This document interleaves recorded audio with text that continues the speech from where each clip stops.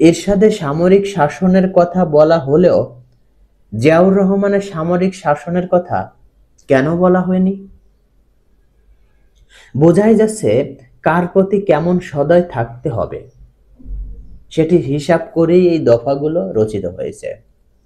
111 প্রসঙ্গে বলা হয়েছে এই ষড়যন্ত্রমূলক নির্বাচনের মাধ্যমেই আওয়ামী লীগ ফ্যাসিবাদের পথ রচনা করে। তাহলে কি সেই নির্বাচনটিও বিতর্কিত ছিল? কিন্তু সেই সময়কার নির্বাচন কমিশনের একজন ছিলেন ব্রিগেডিয়ার জেনারেল সাখাওয়াত হোসেন, যিনি এখন এই সরকারেরই উপদেষ্টা। এসব স্রেফ ছেলেমানুষি এবং জনগণের সঙ্গে মশকরা ছাড়া আর কিছুই নয়। রাষ্ট্রের কোটি কোটি টাকা খরচ করে এই নাটক মঞ্চস্থ করা হয়েছে।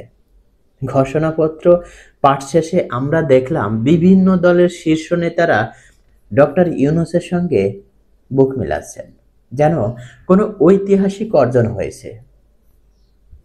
আমরা নিজেরাই লজ্জা পেয়ে গেলাম। এখানে ইউনূস সাহেবের একটি বক্তব্যের সত্যতা খুঁজে পেলাম।